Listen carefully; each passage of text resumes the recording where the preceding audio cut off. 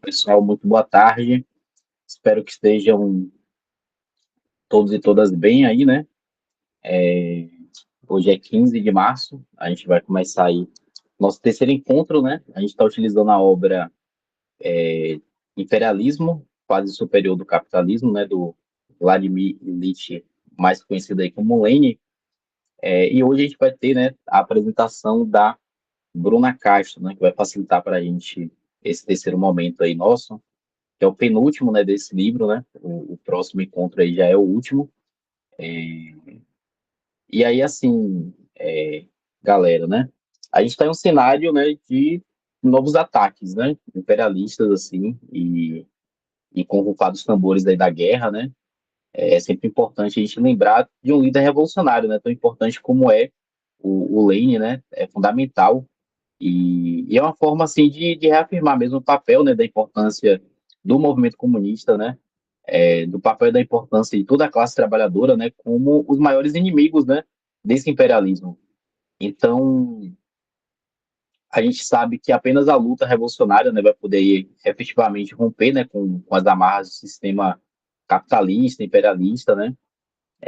Inclusive a Rosa Luxemburgo, né, que debatia bastante com Lenin à época, fala que a emancipação dos trabalhadores, por exemplo, só poderá, né, ser obra da gente mesmo, né, dos próprios trabalhadores, né, em luta, né, contra sua própria burguesia, né? E é isso, né, que a gente está basicamente exercitando, né, incentivando com esses nossos encontros aí que estão acontecendo mensalmente, né? Mensalmente a gente se reúne, né, para discutir 2 ou 3 capítulos, né? Nunca mais que 60 páginas, né? Então aí assim somos um grupo de pessoas que estudam, que trabalham, né? Muitas pessoas fazem as duas coisas ao mesmo tempo, né? Pessoas que têm duplas, triplas jornada de trabalho, né? Por isso que esse é um espaço assim de tempo, né, para leitura e estudo que a gente achou interessante se reunir uma vez por mês, ao invés de fazer a cada 15 dias, a cada semana, né? E aí a gente recomenda, né, que vocês usem a edição da expressão popular, né, ou da Boitempo, que são expressões que são editoras, né, que são cheias de notas de rodapé, né, que é ótimo para quem está iniciando agora, ótimo também para quem tipo, já conhece, né, um pouco da literatura marxista, leninista, e quer se aprofundar mais, né?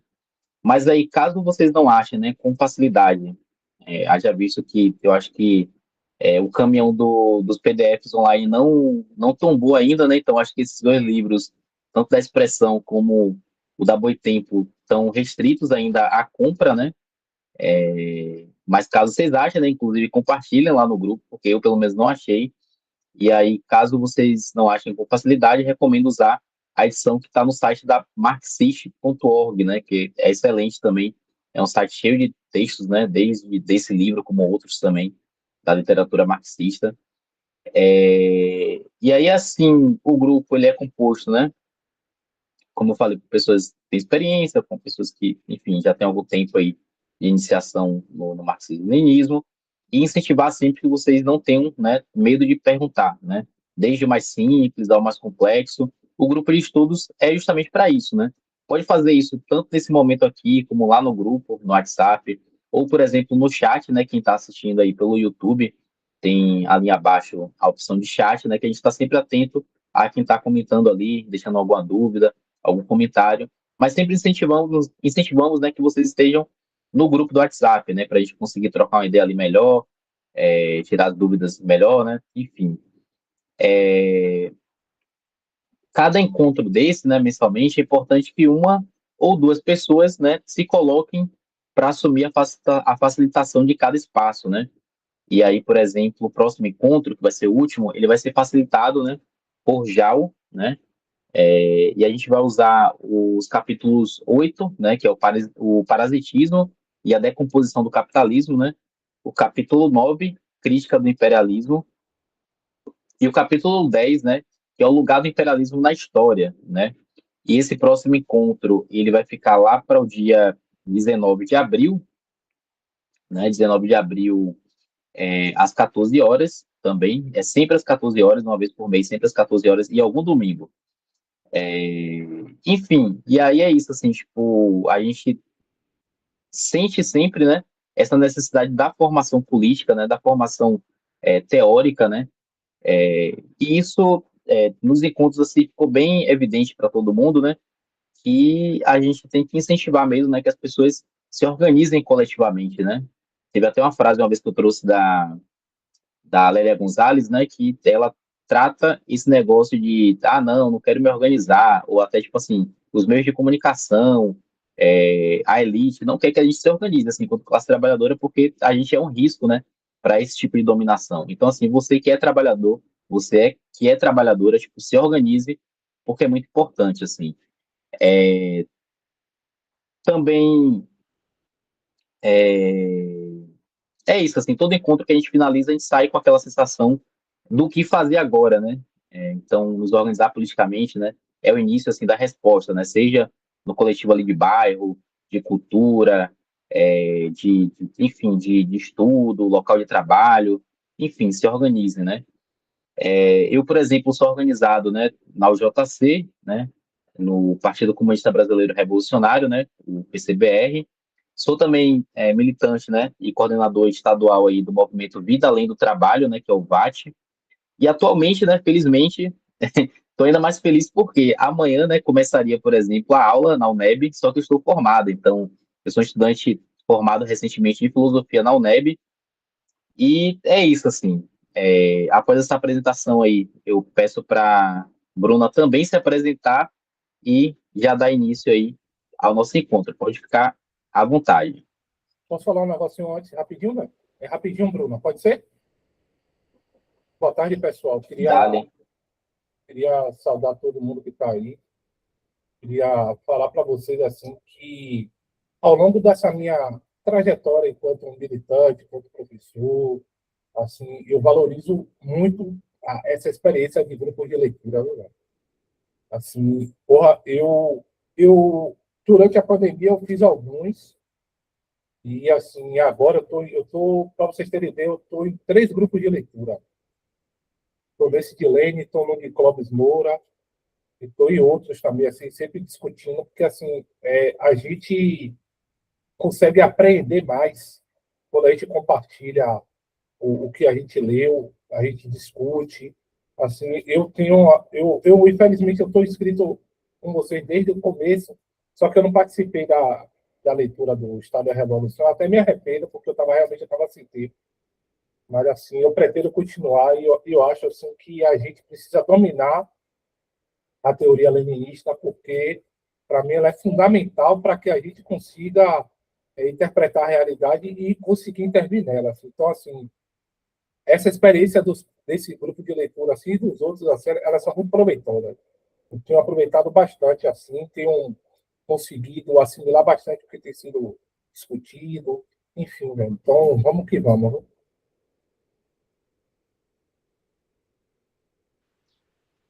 Boa tarde, gente. Me apresentar. Estão ouvindo direitinho? Ok. Meu nome é Bruna, né? Sou Bruna Castro. Eu sou professora aqui da rede estadual no interior da Bahia. Eu moro na cidade chamada Central, que fica perto de Irecê. Irecê é mais conhecida, aqui no Centro-Norte.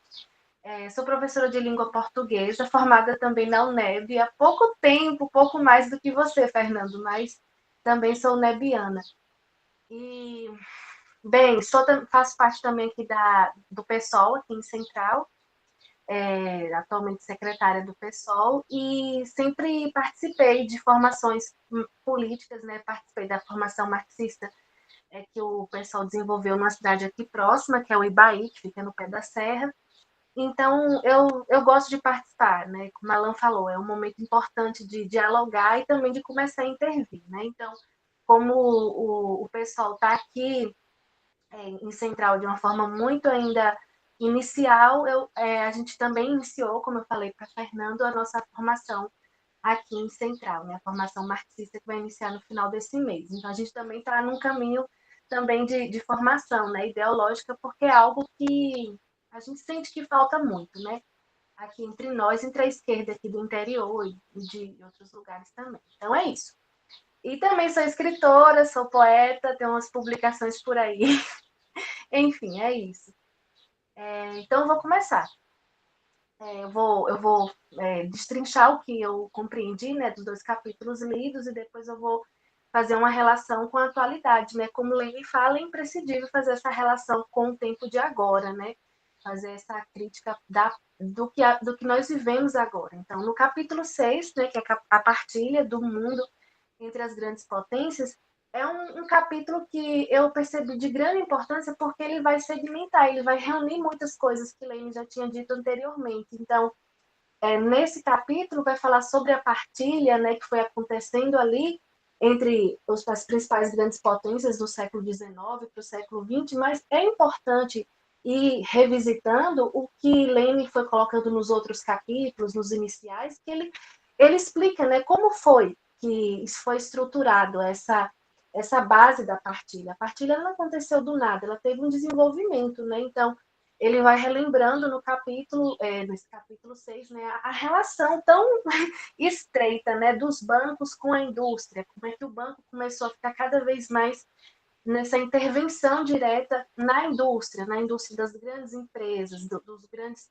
proprietários. Então, foi colocado aqui, né, que em 1876 foi o fim ali da fase capitalista pré-monopolista, para ingressar na fase do capitalismo financeiro. Então, esse ano, 1876, foi ali um marco, né, para iniciar essa fase do capitalismo financeiro, que foi, na verdade, esse grande símbolo, né, o símbolo do imperialismo que Lenin ele destaca de uma forma muito contundente. Em vários capítulos ele vai retomando essa ideia do capitalismo financeiro na atuação. Então, esse fato, né, essa atuação dos bancos junto à indústria, vai mostrando que isso fortaleceu o monopólio das grandes empresas. Então, o monopólio também é essa grande característica do imperialismo. Então, como é que ele começou a funcionar? Como é que os monopólios entre os grandes países, né, a gente pensa na Inglaterra, a Alemanha, como é que isso foi acontecendo? O monopólio ele foi sendo soerguido cada vez mais basilado muito pelos bancos, né? Os bancos, eles, no caso, forneciam uma grande quantidade ali de capital para que esses monopólios eles fossem fortalecidos. Então, eu quero dizer é que para haver essa partilha, foi preciso que esses estados eles começassem a se fortalecer financeiramente, né? Então, a gente pensa ali no fortalecimento da Alemanha, da Inglaterra. Então, para que houvesse essa partilha ali no seu desenvolvimento, né, e tivesse a culminância ali em tudo no século XX, teve que haver essa fase, né, de fortalecimento do capitalismo financeiro mesmo, como se estrutura até hoje. Então, esse processo que foi estruturando, é interessante que Lenin ele sempre vai colocando a visão que os burgueses economistas eles tinham sobre esse desenvolvimento todo. Então, é uma coisa interessante que ele vai trazendo as leituras de outros, né?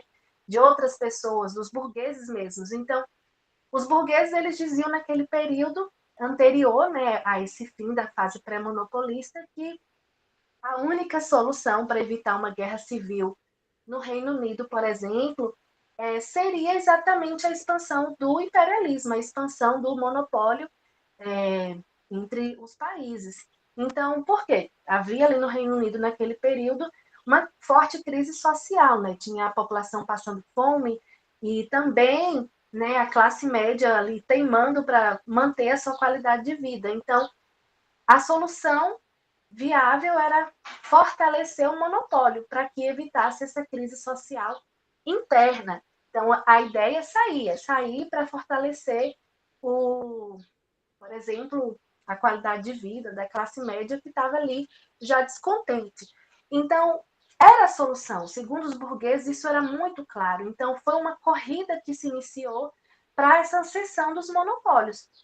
Então, tem aqui na página 208, né, que eu destaquei, que fala que a política colonial e o imperialismo existiam já antes da fase mais recente do capitalismo e até antes do capitalismo, né? Então cita Roma, que na época, né, teve essa expansão muito grande. Só que a diferença crucial que Lenin coloca em relação ao imperialismo romano, por exemplo, é o aspecto financeiro. Então volta para a questão da atuação intensa dos bancos, né? Que fizeram que fortalecesse, né, a expansão desses países para a África, para a Indonésia, para essas outras regiões. Então, essa atuação dos bancos de uma forma centralizada, ela foi de uma forma assim muito necessária, porque vocês lembram, né, que os bancos eles iam dominando os bancos menores, as sucursais, né? Então, os bancos eles iam dominando os outros para que eliminasse a livre concorrência. A livre concorrência, que era a característica principal do capitalismo, ela foi se definhando, né? Se definhando para possibilitar o capitalismo moderno. Então, a gente vê esse desenvolvimento muito claro, assim, da ruptura da livre concorrência, porque eram várias empresas, né? Então, no final, vou alinhar o que a gente vê hoje, várias empresas que elas não têm mais essa ideia da livre concorrência, né? Através dos trustes, dos cartéis, né? Então, vai mantendo essa ideia de que poucas empresas dominam grandes extensões de terra, por exemplo, né? Pensando aqui no imperialismo no século XIX para o século XX. Então, essa atuação do financeiro, né, os bancos, os grandes e os pequenos, né, sempre atuando de alguma maneira, e a indústria foi possibilitando essa ascensão territorial. Então, essa ascensão territorial era em busca de mercado consumidor, de matérias-primas, e, claro, para fortalecer o mercado interno, né? Então, é interessante que essa dominação ela foi acontecendo e tinha vários gráficos, né, que Lênin vai apresentando, e entre um deles apresentava a ideia da expansão territorial em milhas, né? Então, vai mostrando que a expansão em quilômetros era cada vez maior entre a Alemanha, a França, e que, claro, junto com esses territórios havia ali as pessoas, né? Milhões de habitantes, eles eram também dominados sobre esses outros estados aí. Então, é interessante que Lenin ele vai colocando que, por exemplo, entre a Alemanha, a França, eles disputavam, né? Disputavam os mercados ali, disputavam colônias, e no caso entre eles havia uma acirrada disputa, né? Então não era somente ali para disputar territórios, era disputar territórios e de certa maneira alimentar aquela disputa, né? Disputa financeira, disputa geográfica entre os países que estavam participando, né? Que estavam ali conseguindo expandir territorialmente. E claro que para isso acontecer, a atuação dos bancos foi necessária, né? Para trazer o capital para que isso acontecesse na prática, né?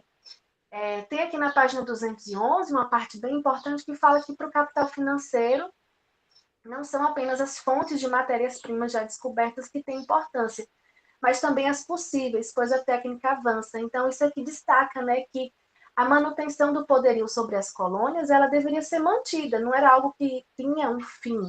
Ela deveria ser mantida porque havia inúmeras possibilidades, porque a técnica avançava, então era para aquela manutenção ali acontecer, né, das colônias entre os proprietários do mundo, né, como Lenin coloca, eram os proprietários do mundo. Então, havia essa necessidade da manutenção porque havia o aumento, ao mesmo tempo, da concorrência no estrangeiro, concorrência entre a Alemanha, concorrência entre a França, para manter essas colônias, né? Então, aqui fala também, na mesma página, que o capital financeiro não quer a liberdade, mas a dominação. E essa dominação ela foi acontecendo com a propagação ideológica, né, atuando a serviço da Alemanha, da Inglaterra, esses grandes poderosos. Então, a grande ideia estava muito clara, né? Então, Lenin ele vai destacando isso a partir das falas dos burgueses economistas, que a intenção era clara, era fortalecer a dominação e, por isso, também diminuir a liberdade dos lugares conquistados, né? Então, quando vai pensando, né, que vai pensando nas grandes potências, ali naquele período temos a Inglaterra, a França, a Alemanha, mas também havia outras, né? A Rússia, a Bélgica, e entre essas grandes potências havia essa partilha acontecendo muito aos poucos, né? Mas assim, ele vai mostrando dados que mostram um avanço vertiginoso, mas leva algumas décadas para esse aumento acontecer de fato, né? Assim, um grande aumento, mas ele vai acontecendo aos poucos. Então, entre essas grandes potências, fala-se muito, sobretudo, da África e da Indonésia, né, que eram os territórios ali que estavam sendo mais perseguidos, né, de certa forma, para serem conquistados para servir para esses países. Então, naquele período, a expansão ela servia para manter as populações europeias, né? Então, fornecer, por exemplo, as matérias-primas naquele período era o algodão para a indústria têxtil, a madeira, né? Que na Europa foi diminuindo, então era preciso ter outros territórios. Pode, no final, pode ser, Alan? Porque senão me perco. Pode ser? Pronto. Então, assim, quando a gente vai pensando, né, na manutenção da qualidade de vida, né, na Europa, então foi percebendo que a produção de algodão, de madeira, ela foi diminuindo. Então, por isso que era preciso buscar essas matérias-primas em outros territórios. Então, essa busca ela foi acentuando, né, essa disputa entre essas indústrias que iam monopolizando a produção desses itens, né? Claro que é interessante destacar que nesse avanço, né, esse avanço ia acontecendo e ia aumentando cada vez mais, tanto a disputa quanto ia aumentando o poderio dessas populações, desses impérios, né? Então, junto desses territórios que eram conquistados, vinham milhões de habitantes, né, como eu já disse, né? E segundo os economistas burgueses, eram para serem consumidores dos produtos produzidos, né? Além disso, tem uma parte lá que fala que Lenin diz que era interessante que a população excedente europeia iria para essas colônias, né? Essas colônias conquistadas. Então, tinha um intuito muito claro, uma extensão, um anexo, né? Também, outra palavra que Lenin usou, em relação a essas colônias. Então, tem uma parte muito importante que é colocado nesse capítulo, que no início do século XX, quando todo esse acontecimento, né, todas essas questões que foram se desenrolando com a união dos bancos e as indústrias, para possibilitar, né, a entrada desses países, nessas colônias, foi colocado que o planeta Terra, no início do século XX, já havia sido totalmente dividido, o que restaria apenas a possibilidade de alternância de proprietários. Então, imagine, né, no início do século XX já não havia mais o que ser dividido, segundo aqui o texto, havia só a possibilidade de alternar entre um e outro. E aí vem como é que seria essa alternância, né? Como é que essa alternância iria acontecer? Não seria de forma pacífica, de forma nenhuma, segundo Lenin.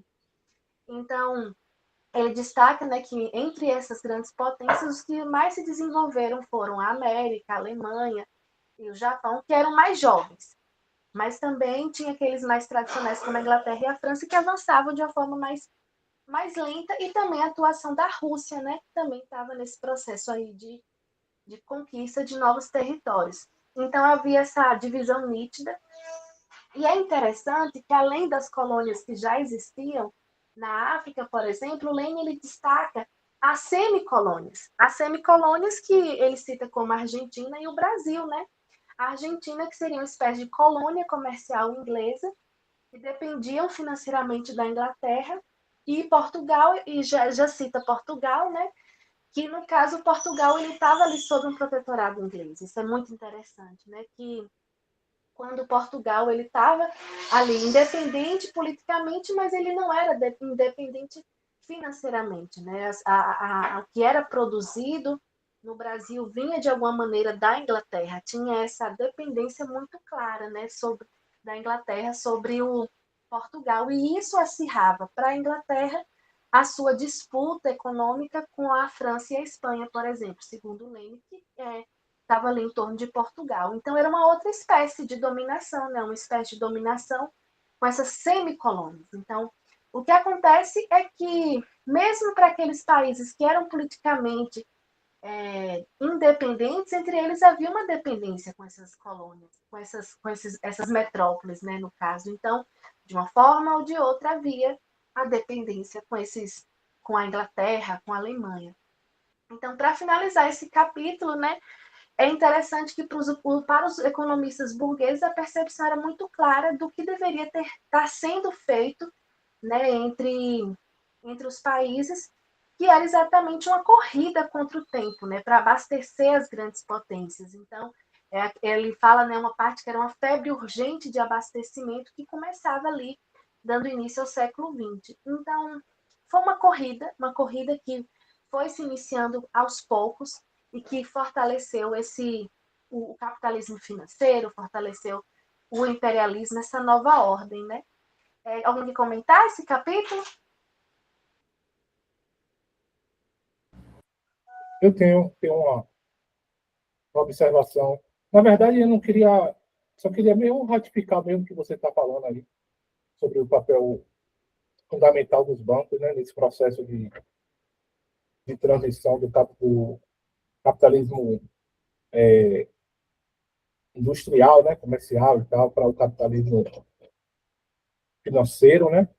E aí tem uma questão que a gente, como esse capítulo fala sobre a partida entre as grandes potências, a gente fica imaginando que a questão se dá mediante a conquista territorial, né? E não necessariamente, né?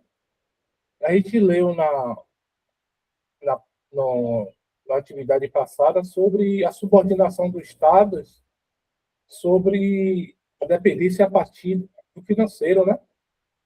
A intervenção dos bancos nesse processo é fundamental, né? Inclusive, no capítulo que você vai falar mais à frente, ele destaca isso, né? As guerras têm um papel fundamental na subordinação dos territórios, mas a ocupação dos estados pelas grandes potências capitalistas se dão também pela exportação e a subordinação através do domínio pelo capital, né? Eu acho que esse ponto que você ressaltou é bem interessante. E quando ele fala sobre os estados que são semicolônias, porra, isso aí não tem como a gente não correlacionar com a situação geopolítica atual, né? Porque eu sou formado em história, e de história tem algumas ressalvas com determinados termos, ou um olhar sobre fenômenos políticos históricos do passado com o olhar do presente, né? A gente chama de anacronismo. Mas o termo colônia, ele serve para empregar o vínculo de dependência que alguns países formalmente dependentes têm com relação aos demais países da metropolitana do ponto de vista capitalista, né? Por exemplo, hoje, né? A Argentina com relação aos Estados Unidos, o Brasil com relação aos países como Estados Unidos e a China, né? Então, assim, esse termo de semicolônia, como o Lenin explicita aqui, é uma definição bem interessante, porque são países formalmente independentes, mas, do ponto de vista econômico, eles são subordinados às grandes potências capitalistas. Né? Então, acho que esse ponto também como você ressaltou, é bom dar destaque. Né? É isso, Bruna, pode tocar. Tu me fez lembrar também de uma outra questão relacionada à atuação dos bancos, que eu acho muito parecida com a atualidade, né? Que fala assim que quando tinha a intervenção dos bancos e aquela ligação bem estreita, né, com as indústrias, não era somente com a indústria, tinha também uma relação na administração do próprio Estado.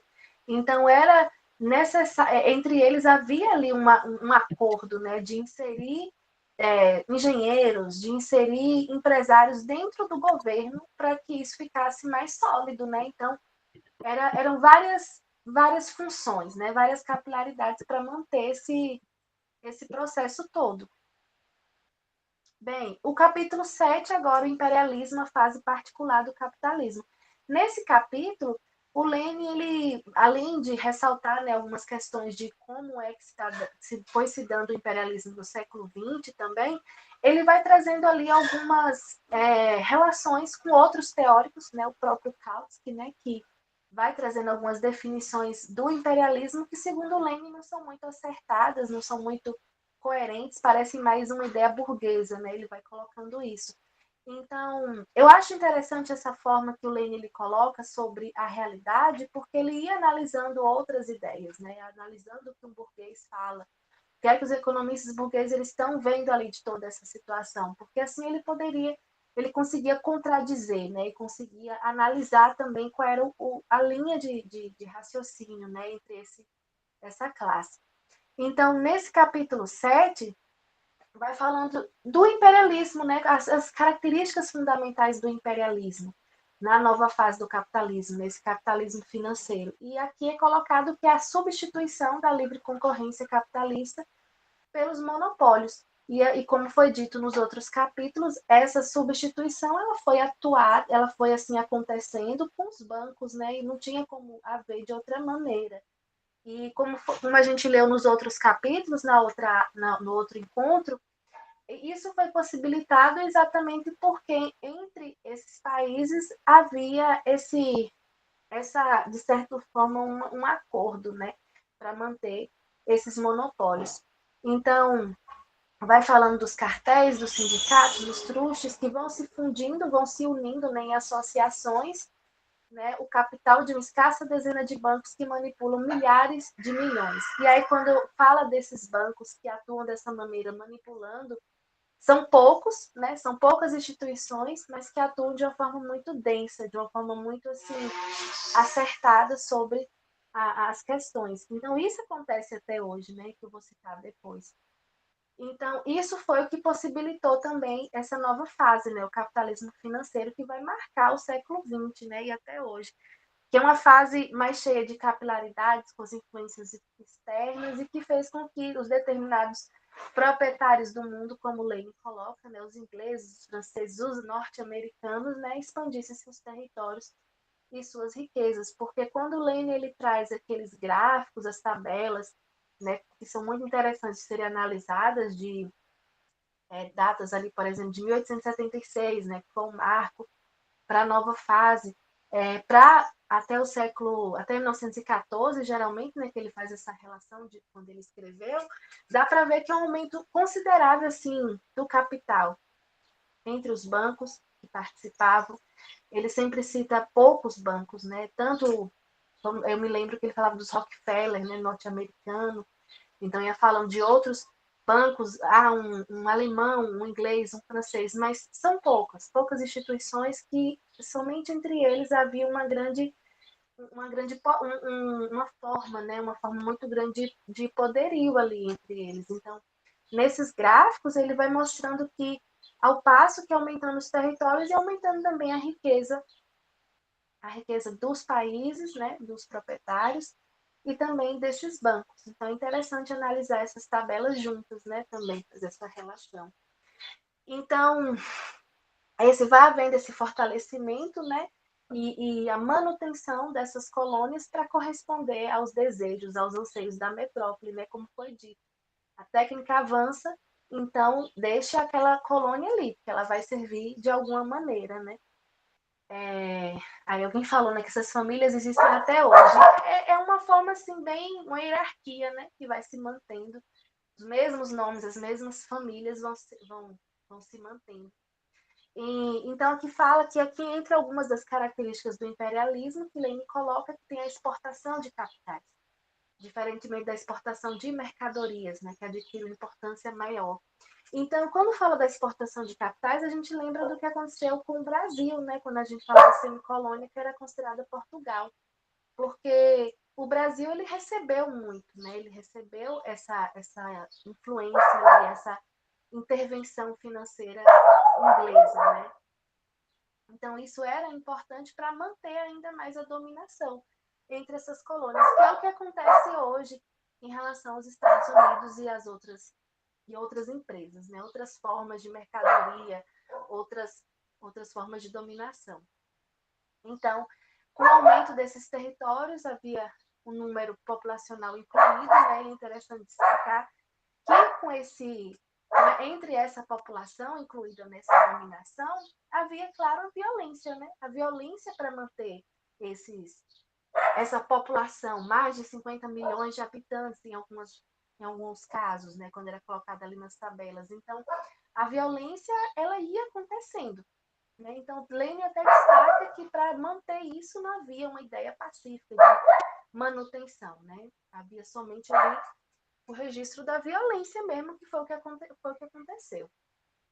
Então, ele vai fazendo uma crítica, né, ao Kautsky, que ele vai falando sobre que tem uma problematização ali na definição que o Kautsky traz. Segundo Lenin, não é autorização marxista, mas Bruna, burguesa. seu áudio baixou um Oi. pouquinho, viu? Seu áudio baixou um pouquinho, viu? O seu áudio. Tá ouvindo agora? Você tem que ficar um pouco mais próximo do microfone, porque baixou um pouquinho. Tá bom. Tá bom. E agora? Beleza. Então, assim, em relação à problematização que o Lenin faz sobre o que Kautsky diz, né, sobre o imperialismo, é algo que eu consigo relacionar com hoje. E aí ele fala que, segundo o que Kautsky foi colocando sobre a definição de imperialismo e o que ele lia dos burgueses economistas, havia ali um pensamento permissivo, um pensamento de aceitabilidade da situação, porque é como se o imperialismo para eles fosse inevitável e assim como os burgueses, né, diziam, tinha que se preparar, tinha que correr atrás para conseguir o seu lugar. Então, ele até fala, né, que se for dessa forma, como Kautsky diz, é melhor construir tabernas e seguir com o fluxo capitalista. Né? Então, entrar no jogo, segundo ele. Então, ele diz que a fala de Kautsky parte para uma espécie de conciliação com o imperialismo, pois uma luta contra a política dos truxos e dos bancos, né, que deixa intactas as bases da economia de uns e outros, não passa de um reformismo e pacifismo burgueses. Não vai além das boas e inofensivas intenções, na página 224. Então, ele vai fazer uma crítica também a outra definição que Kautsky traz, que ele acha também problemática, que é o ultra-imperialismo pacífico. Esse ultra-imperialismo de que é permissivo, né, aceitar essa nova forma de dominação. Então, o Kautsky ele traz essa ideia, né, que o ultra-imperialismo é uma espécie de quando há uma união dos impérios. E, segundo ele, há uma fase da cessação das guerras sobre o capitalismo, como se fosse possível a cessação das desigualdades, e que isso iria poder acontecer. Mas, segundo Lenin, não é possível, né? Na verdade, a questão da desigualdade, elas vão sendo cada vez mais aumentadas, agudizadas, né? Como ele coloca. Então, as desigualdades, elas vão cada vez mais se expandindo e não cessando nessa nova fase, né? Então, havia ali a rivalidade extrema entre três grandes potências, a Alemanha, a Inglaterra, os Estados Unidos, e entre eles havia essa luta, né, para expandir territorialmente. E aí é interessante que no finalzinho do capítulo ele vai falando, né, que a luta pela América do Sul vai se exacerbando cada dia mais. Muito interessante que ele deixa no ar, né, e o que a gente sabe hoje foi exatamente o que aconteceu nessa esse processo de expansão na América do Sul, da dominação dos Estados Unidos, por exemplo. Então, nesse sentido, há o destaque para o truste da Marinha Mercante, né, da Marinha Mercante. Então, vai falando sobre esses espaços que iam cada vez mais aumentando, né? A questão do ferro também que ele cita. E aí, quando o Lenin ele fala sobre a expansão da produção de ferro, tinha ali um mercado consumidor já nas colônias, né?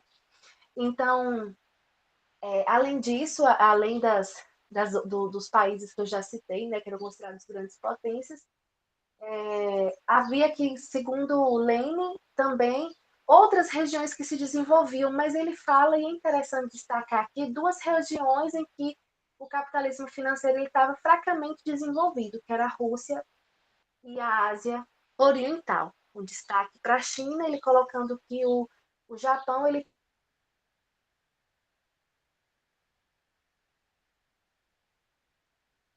estava ali se de uma outra maneira, né? Então, essa expansão se dando cada vez mais nos Estados Unidos, né? E aí vai aumentando cada vez mais essa tensão entre os grandes impérios. E aí ele termina o capítulo de uma forma muito simbólica, né, para nós que soubemos, que vivemos, né, que estudamos depois, né, que para eliminar essas tensões entre essas grandes potências, a segundo Lenin as guerras, né, como forma de fornecer melhor condições de abastecimento, de engrandecimento. E foi o que aconteceu, né? A a Primeira Guerra, e as outras que a gente foi vendo entre as colônias, né, que foram se sucedendo para manter mesmo esses impérios. Aí eu finalizo o capítulo 7. Alguém quer comentar? Aí, pode fechar, daqui a pouco a gente fala. Pode fechar sua Eu tô de pronto. boa também. Aí, beleza. Então agora eu vou só fazer uma relação que eu consigo com a atualidade, né? Porque como foi colocado o Lênin, ele diz que isso é muito importante, né? Estar atento à realidade. Então, tem uma frase que ficou muito marcante na página 119, que eu destaquei, que diz assim, que dezenas de milhares de grandes empresas são tudo e milhões de pequenas empresas não são nada. E que essas milhares de grandes empresas, elas consomem grande parte da energia produzida, né, até para se manterem. E aí, quando eu vejo essa ideia, né, que lá do século XIX para o século XX, é muito similar ao que acontece hoje com as grandes empresas de tecnologia, né? Então, por exemplo, a OpenAI, né, que é dona do ChatGPT, a NVIDIA, é interessante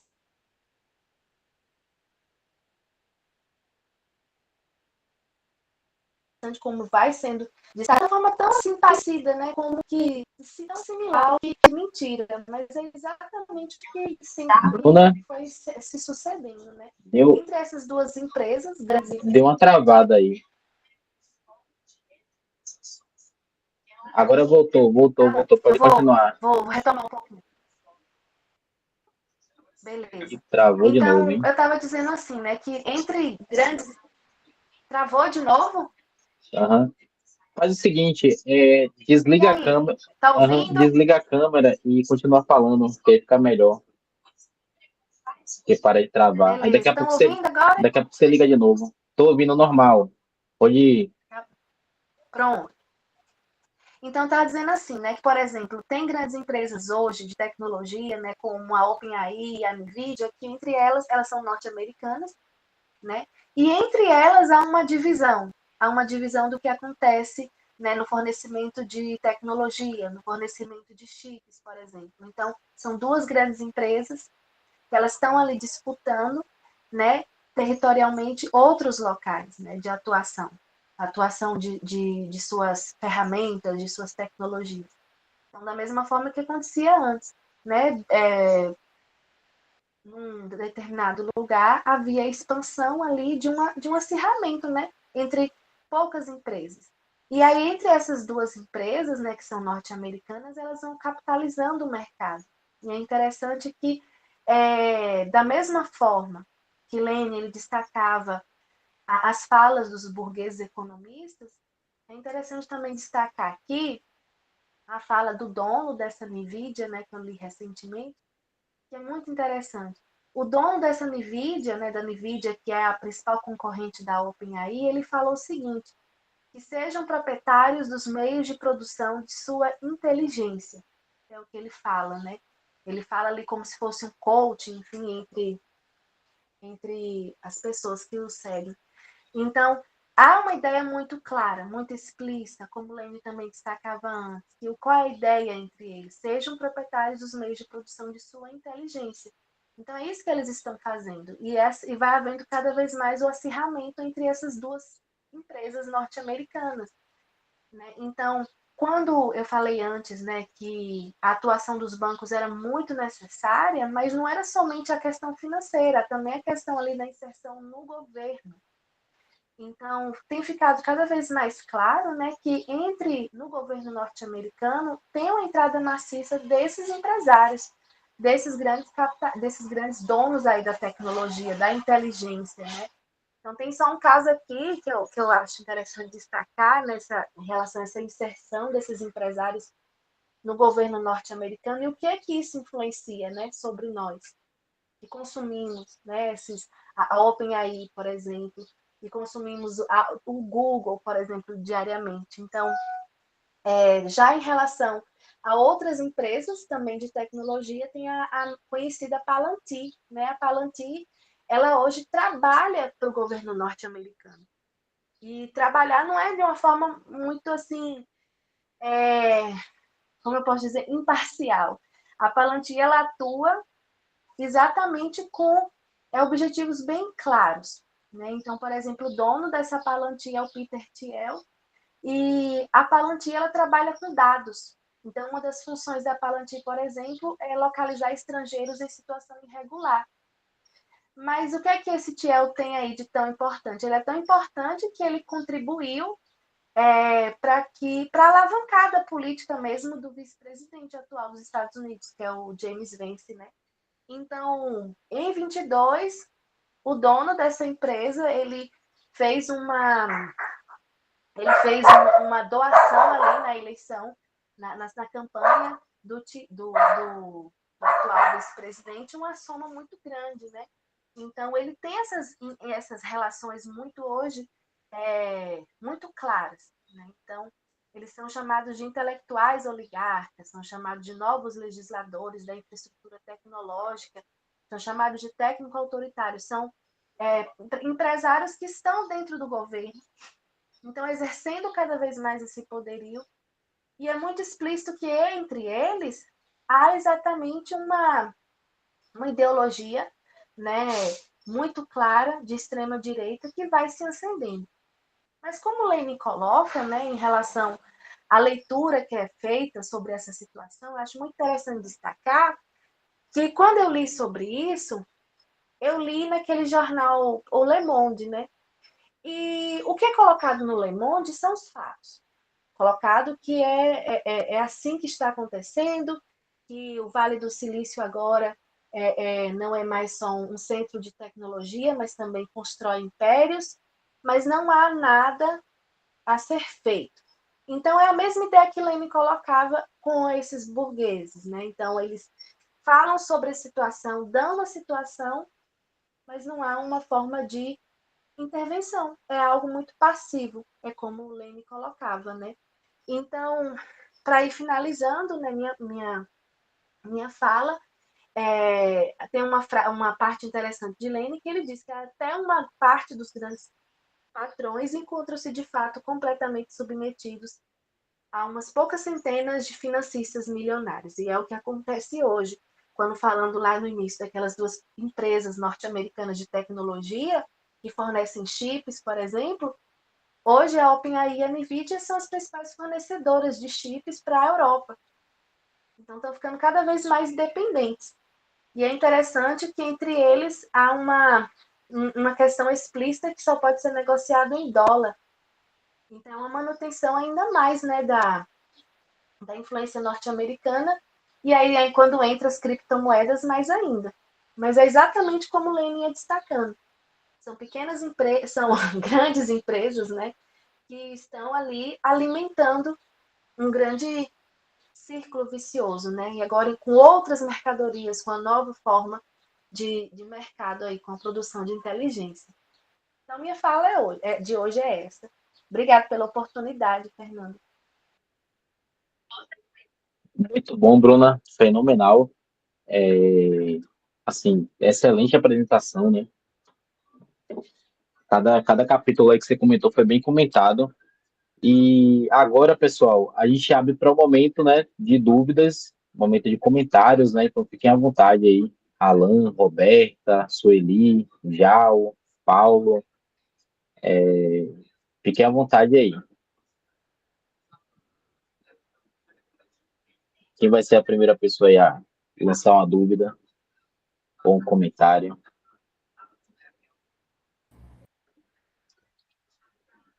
Eu vou falar aqui, velho. Dale.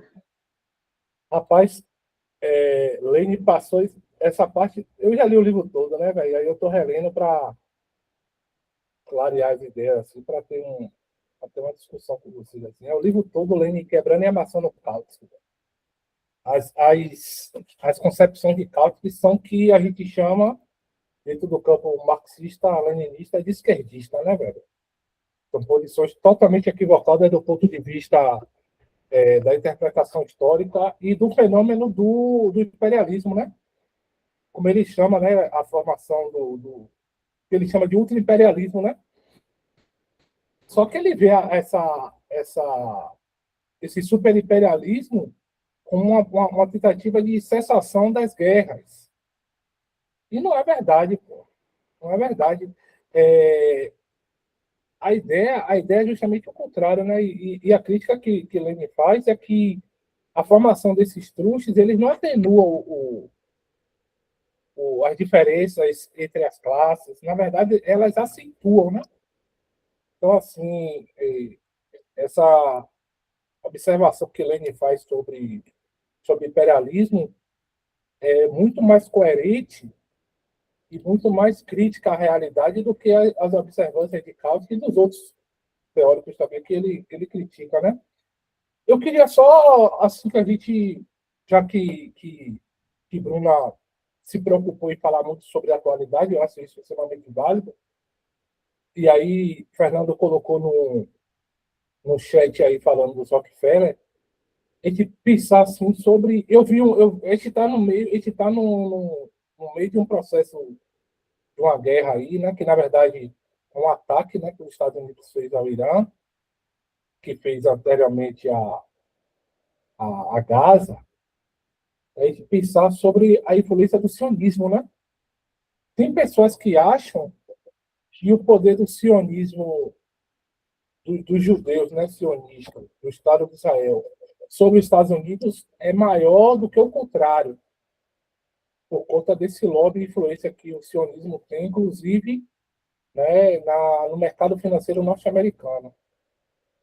Né? Aí, assim, a gente fala hoje sobre imperialismo e aí a gente perde a noção de que também tem muita gente comentando de que essa ofensiva norte-americana se dá porque o imperialismo yankee vem passando por um processo de defasagem, né?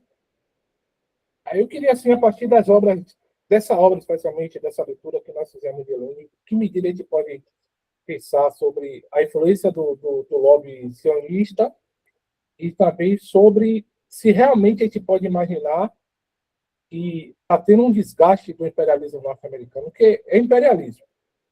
Esse termo, que depois que a União Soviética caiu, em 1991, né, houve esse problema de destruição, né, do que a gente trata como socialismo real. Alguns termos que são genuínos e que são particulares da leitura marxista-leninista, eles acabaram ficando, para algumas pessoas, mofados. Né? Eu discordo.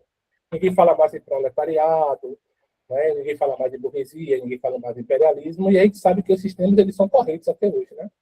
Então, dá para dizer que o imperialismo norte-americano está em decadência, porque a gente pode pensar que a China vem se consolidando como uma ameaça a ponto de os Estados Unidos estarem desesperados, ou a gente é precoce ainda dizer que o imperialismo norte-americano está em decadência? E sobre o sionismo, né? O Fernando falou dos Rockefeller aí, os Rockefeller são sionistas, né? O capital financeiro norte-americano ele tem uma influência muito grande do poder do sionista, né? O sionismo tem uma influência no mundo gigantesca. A gente não pode ficar se atendo somente a Israel quando falar sobre o sionismo, não. O sionismo ele está espraiado no mundo e tem uma influência muito grande, inclusive aqui, nas mídias corporativas, né? Grandes grupos dessas famílias, eles são sionistas, né? Não se esqueça disso. Jacques Wagner é sionista. E está num partido, vou colocar sobre várias aspas, né? De esquerda, que para mim não tem nada de esquerda, né? Que é o PT, né? E para mim é um projeto que tem que ser superado. O projeto do PT tem que ser superado, é um projeto neoliberal, né? Enfim, mas não vou entrar nessa questão, não. Só queria partilhar com vocês e ver o que vocês acham. E, Bruna, foi muito bom ouvir você. Né? Você tem uma didática de professora, né? Foi ótimo. Entendi o que você falou e foi muito bom. Parabéns. Né? Obrigada, Alan. Tu perguntou aí, né, sobre a questão do que está acontecendo com os Estados Unidos. Eu vejo mais como uma crise, eu não vejo como uma decadência. Eu acho muito cedo, como você falou também, de pensar numa decadência. Eu acredito que a expansão que está acontecendo, que a gente vê todos os dias uma nova etapa, né? É Venezuela, é Gaza, é Irã, é Israel, né? A união com Israel. Isso é muito nítido de que as coisas estão se desenrolando. para o fortalecimento ali dos Estados Unidos, né, das colônias, digamos assim, às vezes parecem as colônias ali dos Estados Unidos, mas eu acredito que no momento é muito cedo dizer que é uma decadência, porque afinal a gente vê, por um outro lado, acontecerem muitas denúncias, né, muito explícitas sobre Donald Trump, por exemplo, e que a grande mídia ela simplesmente silencia, né? Então, muito do que poderia acontecer para fragilizar esses grandes proprietários, né, o Trump e tudo mais, eu acredito que ainda não está chegando devidamente às pessoas. Então é mais uma crise, mas parece que é uma crise que poucos veem ainda.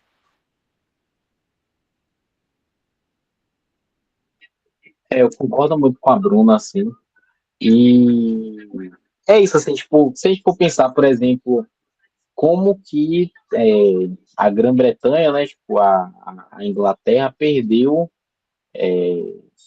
a, a, a, a cabeça, assim, tipo, a cabeça de chapa, né, do imperialismo, né, porque até então, há um tempo atrás, tipo, a Inglaterra era o país que era conhecido como o lugar onde a terra nunca se, tipo assim, era a terra onde o sol nunca se punha, né, porque, tipo assim, eles basicamente tinham capturado boa parte do mundo para si, né? Então, e não foi apenas um evento, né, que fez com que a Grã-Bretanha perdesse, né, a ponta de lança assim desse imperialismo, né?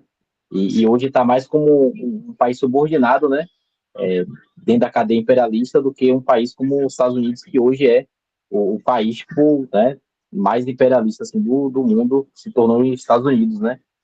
E aí, não sei qual vai ser o grande evento assim que vai fazer com que os Estados Unidos perca, né, essa hegemonia, né, dentro do sistema imperialista, né? Não sei se, por exemplo, isso que está acontecendo, né, que tipo, eu já considero como uma terceira guerra mundial, né, tipo, vai ser tipo o, o, o início dessa hegemonia dos Estados Unidos, né? Ou se a gente está em mais um momento daqueles assim que é, vai ter tipo guerra para todo quanto é canto, vai passar e o sistema imperialista, né, vai se manter da forma como está com os Estados Unidos na cabeça. Então, é uma parada que realmente não dá para prever o futuro, né? A gente, enfim, tem ferramentas, né, que dá para a gente tipo, analisar o mundo, mas eu não sei se isso que está acontecendo agora vai ser exatamente o evento assim que vai fazer com que os Estados Unidos perca essa hegemonia aí no imperialismo, né? Mas diga, Paulo, Então, boa tarde, galera. Infelizmente tive que entrar um boa. pouquinho atrasado por causa da minha, do meu celular, que tá, nossa, tá horrível, mas graças a Deus eu consigo. Bom, o fato é que, quando a gente pensa em imperialismo, né, a gente tem que pensar em uma coisa muito genérica, que o imperialismo, ele não é uma coisa do tipo assim, um país dominando os outros. A gente pode pensar isso, talvez, no século XIX, no século XVIII, né? Quando da primeira Revolução Industrial. Mas a segunda Revolução Industrial e mais recentemente a terceira, a quarta, a perspectiva é muito mais além. Então, eu assim vejo que Estados Unidos, tal qual a Alemanha, né, em meados na primeira metade do século XX, né, está tentando fazer aquilo que tentaram fazer na Primeira Guerra Mundial. Estou falando de uma Alemanha dos Estados Unidos que está tentando garantir os territórios que está perdendo. A América Latina, ela aos poucos vem atingindo a sua independência econômica, financeira, etc., né? Uh, desde, desde o início do século XXI. Os BRICS assustaram muito os Estados Unidos. Além dos BRICS, você tem aí a questão a questão da, do comunismo em Cuba, que deu um susto muito grande, né? Eu já tinha citado aqui um filme que é, na verdade, uma série que eu assisti na Netflix. O nome dela do filme da série é Cleo, Cleo com K, tá? Kleo. E vocês vão ver como que a queda do Muro de Berlim não se dá no filme. O filme mostra explicitamente que a queda do Muro de Berlim ela está articulada, né? Ela não é algo que acontece simplesmente porque a Rússia deixou de ser comunista, mas porque há um empenho de algumas pessoas, e eu sempre defendi isso, né? Há um empenho de algumas pessoas em em sair da perspectiva proletariado, né? E entrar no mundo burguês. Então, o Gorbachev foi o grande modelo disso, porque as aberturas econômicas e financeiras não tinham o objetivo sequer de trazer desenvolvimento à Rússia, mas de tentar garantir essa possibilidade de ir e vir para os Estados Unidos e garantir, então, o conhecimento do mundo capitalista de forma mais explícita. Ficaria vergonhoso para o Gorbachev ir para os Estados Unidos, bater papo, né, com Bush e outros presidentes, e depois voltar para a Rússia e dizer: ó, estou aqui, sou comunista, tá? Então, para evitar esses danos, há toda uma tramóia para que aconteça a queda do Muro de Berlim, e o que o Fukuyama chama de fim da história, né? Fukuyama chama de fim da história, na verdade, é considerar que a história gira em torno da economia sem considerar o homem como produtor da história, o ser humano como produtor da história. Mas, voltando à questão do imperialismo, né, esse imperialismo ele vem hoje de uma forma muito na contramão daquilo que Estados Unidos pensou. E Trump ele vem como esse grande sonho norte-americano de tentar garantir que os Estados Unidos continuassem, né, como o grande pai, a grande pátria redentora, como tentou fazer na Primeira Guerra Mundial, tentou fazer na Segunda Guerra Mundial. E quando vocês falaram aí de Israel, há, há toda uma perspectiva econômica também que leva em consideração o fato de que a maior parte dos recursos financeiros norte-americanos, né, são israelenses. Ou seja, os judeus têm dinheiro nos Estados Unidos. Se um dia os judeus tirarem todo o dinheiro que está nos Estados Unidos ele vai falir. E há muito tempo que ele já está, gostei muito da fala da Bruna, né? Há muito tempo que os Estados Unidos está em crise, o BRICS está aí, a China está desenvolvendo, né? O apoio chinês, né? A Rússia nesse processo de guerra e tudo mais. Mas a China não está fazendo nada. Será que não? Né? Será que a China não está interferindo de forma tácita? Será que todo o mundo está realmente quieto diante do que está acontecendo? Porque todo mundo sabe o que aconteceu, né? O que aconteceu para que a guerra, né, com a Rússia, entre a Rússia e a Ucrânia, fosse deflagrada alguns anos atrás. Então, assim, os Estados Unidos está percebendo o poder, a derrota que ele está sofrendo, tanto econômica como militarmente, né? Mas por isso a necessidade de um Donald Trump para poder reerguer os Estados Unidos militarmente, economicamente. E a guerra é só um processo. Os Estados Unidos, os norte-americanos apoiam essas guerras. Isso aqui é muito massa. Gente, obrigado. É um pouco aí essa questão imperialista. Eu queria salientar isso. Estados Unidos, né, não é o único império, mas há outros impérios e Estados Unidos está um pouco amedrontado por perder por estar perdendo mesmo essa bocada que ele tinha até os anos 80. Obrigado. Não, tem alguém na fila. Pode falar.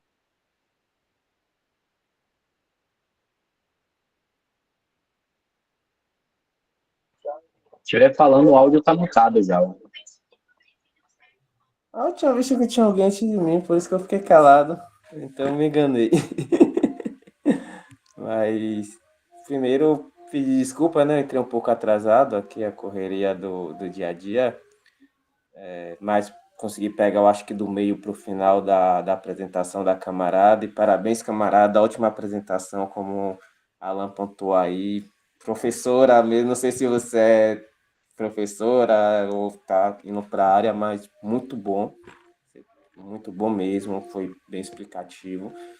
E por isso que eu não, também como o Alan, já tenho um conhecimento do texto, só que a gente tem que voltar para ler, né? Que muitas coisas fogem da mente, a gente lendo outras coisas, fazendo outras coisas, né? Então, tenho que voltar a fazer a leitura dele, né? Fiz recente para umas outras atividades, algumas partes, mas trazer mais pontuação do que os colegas trouxeram aí, que eu achei bem importante. Primeiro que a gente tem que compreender, infelizmente ou felizmente, né? Quando a gente está querendo entender alguma coisa, é importante a gente fugir muito do senso comum e também compreender que a ciência ela é importante, né? A ciência ela não pode ser jogada para o lixo, como alguns teóricos aí, que não são nem teóricos, mas o pessoal cirandeiro quer pegar como teórico aí e dizer que está formulando pensamentos, né? Mas a ciência ela é super importante. Claro que não a ciência eurocêntrica, mas uma ciência que consiga compreender a realidade. E, e quando a gente fala proletário, vem muito aquela ideia da industrialização, né, que vem os operários da indústria e dos camponeses, né, que via muito essa formação da classe trabalhadora. Hoje, com a maioria dos trabalhadores, eles estão nos bens e serviços, né, não estão mais nas indústrias e nem no campo, que a gente sabe que houve a saída do pessoal do campo, né, até o campo está bastante industrializado hoje, né, diversos maquinários.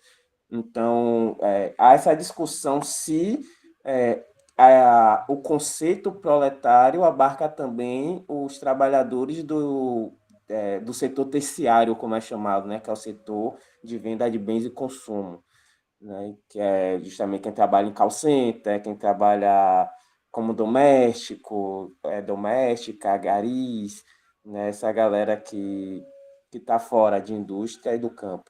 Então, a discussão é mais essa. Então, por isso que muitas vezes se abandona o conceito proletário, né? Não é aquele que é um abandono do conceito de classes em si, mas também o próprio conceito de classes é importante a gente discutir, porque a gente percebe que, infelizmente, há uma propagação do pensamento conservador que, dentro das próprias classes, seja ela o grupo dominante, seja ela as classes subalternizadas, existe a propagação do racismo, da misoginia, da LGBTfobia, né? Tudo isso que a gente já conhece, do capacitismo.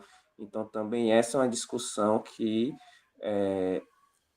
a gente precisa ter cuidado. Eu não vou dizer que é do tempo de agora, porque a gente já tinha teóricos bastante antigos, né? Inclusive do final de 1800, lá para a entrada de 1900, que já discutiam isso. Só que, por exemplo, não é uma discussão que é o centro da discussão do Lênin. O centro da discussão do Lênin é mais a disputa de classes mesmo. Não dizendo que o Lenin não discute isso, né? Mas, e nem que a ideia de classes joga isso fora, mas que é o central do que o Lenin discute. E nesse texto específico ele discute, inclusive, uma ideia de classes global e não uma ideia de classes regional, né, em si. E tratando de classe regional, a gente tem eu compreendo que essa ideia dos Estados Unidos, né, tá ruindo ou não, trazendo para a atualidade, a gente também tem que perceber qual é a reação da nossa elite socioeconômica local, né? Qual é o temor deles? Justamente para esse pessoal, o padrão de vida estadunidense é o padrão de vida do grupo socioeconômico dominante, né? A gente percebe, inclusive, quando eles fazem a crítica o que é ser pobre, geralmente ser pobre são as culturas outras. né? Eles trazem as culturas outras, como a pobreza, como o subalterno, que tem que ser realmente subalternizado. Então, quando você pega qual a cultura que das pessoas elitizadas, das pessoas que são do grupo dominante, é a cultura que vem da Europa, dos Estados Unidos, né, dessa galera. Então, quando eles veem esse império ruindo e vê outros grupos, não, inclusive não só, como o colega trouxe bem também, a independência é, como a Lélia Gonzalez chama de América Latina, né? Não só essa libertação, mas também países como China, né, como países que não é chamado da cultura ocidental, né, porque a própria Rússia, se a gente perceber, eles são os eslavos, né, os povos eslavos também eram considerados subalternizados dentro dessa cultura ocidental, que é ocidente político e não ocidente geográfico. Então, tudo que foge dessa cultura causa temor. E a gente vê qual é o temor. Quando o liberal está com medo, o que é que acontece? Viram tudo fascista, né? Um liberal com medo é o fascista. Então, é por isso que a gente vê o aumento do fascismo, né? Cada vez mais e aí eu vou dizer que o PT é sim esquerda, mas é uma esquerda capitalista, que é diferente o conceito de esquerda também, se a gente pegar da Revolução Francesa. A esquerda não é esquerda e comunismo não é sinônimo, mas sim a própria ideia de esquerda surgiu pelos burgueses, né? Esquerda e direita na França revolucionária, da Revolução Burguesa, era essa ideia do capitalista, de burgueses, a esquerda também era burgueses, só que os burgueses mais radicais, né, para o liberalismo. Então, se a gente pega, a gente vê cada vez. Hoje mesmo foi em um vídeo meu, falaram que eu tinha que ter cuidado que estava ficando muito extremista. Ou seja, a gente que foge do liberalismo, a esquerda que sai do capitalismo liberal é radical. Então, o PT não é radical por quê? Porque ele é capitalista, ele não luta pelo fim do capitalismo, né? Eu chamo de keynesianismo, né? O estado de bem-estar social que surgiu com Keynes lá para salvar os Estados Unidos da crise de 29. Então, essa galera keynesiana é o máximo, e aí a Rosa Luxemburgo faz essa crítica, né? Que é o máximo para finalizar, porque eu acho que eu falei muito, né? A apresentação é da colega, não é minha, né? Mas esse teto que a burguesia permite que o grupo dominado chegue, que é esse keynesianismo, e é, a direita, aquela direita clássica mesmo não existe mais, o PT está assumindo o local dessa direita clássica, e a direita clássica, que são os liberais, que estão com medo, tudo caminhando para o fascismo, né? E é isso. Acho que deu para me entender as coisas que eu quis pontuar e finalizo. Obrigado. Quando tu fala assim, né, sobre as esquerdas, né, fala do PT e tudo mais, eu não deixo assim de pensar, né, sobre a crise que o pessoal vem enfrentando atualmente, né? E aí o Guilherme, para vocês verem como está a situação, né? Guilherme Boulos, ele lançou o ano passado um livro chamado Para Onde Vai a Esquerda? E nesse livro ele deixa muito assim explícito qual é o projeto dele, né? Um projeto mais pessoal, na verdade, para responder essa pergunta de para onde vai a esquerda, né? E é tão assim irônico e tão estranho, né? Como você fala, esquerda capitalista, que ele fala que é necessário construir pontes, né, com a população, com pontes com o empreendedorismo, inclusive.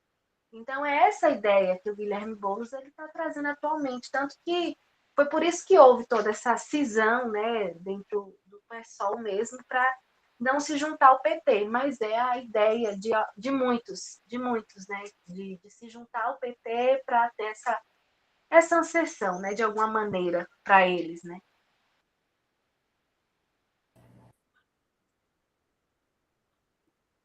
É bem isso aí mesmo. Já chegou aí com dois pés na porta, né, velho? Mas é isso, eu concordo. Eu só não concordo em dizer que o PT é de esquerda, né? Eu acho que, até se a gente for olhar a origem do partido, a gente percebe já que o máximo que tinha era uma ideia de uma social-democracia, mas muito pulverizada. A ideia de um catolicismo primitivo, assim, com a ideia de Paulo Freire, desses personagens que fizeram parte da teologia da libertação e tal, mas, assim, eu acho assim, que eu vou enaltecer mesmo os grupos de leitura, porque retomar os clássicos, assim, somente Lênin, assim, eu acho fundamental para a gente conseguir discorrer sobre a realidade, viu, velho? Porque, assim, eu tenho 45 anos, né? Então, eu tive a oportunidade de ver algumas coisas, né? E, assim, eu consigo ver hoje que o marxismo vem ocupando um espaço no debate público que há 10 anos atrás a gente não via, né? Hoje a gente vê pessoas se autoproclamando, auto-intitulando marxista-leninista, enquanto isso, há 15 anos atrás, era impensável. Né? Inclusive, assim, é, aqueles que tinham inclinação, até na própria academia, né? Na academia mesmo, o que o pessoal fica dizendo que há um aparelhamento ideológico do marxismo na universidade, isso é uma falácia, né? Eu acho que agora, sim, as pessoas estão se sentindo mais confortáveis a ponto de utilizar, retomar o pensamento e o método do materialismo a partir de um debate exaustivo que o marxismo vem ocupando na opinião pública, né? Eu acho importantíssimo. Para mim, assim, é o melhor método de interpretação histórica, né? Então, eu acho que a gente está aqui conversando, discutindo sobre a obra de Lenin, eu acho que é fundamental para a gente retomar esse pensamento para que a gente consiga, de fato, colocar o marxismo como centro do debate.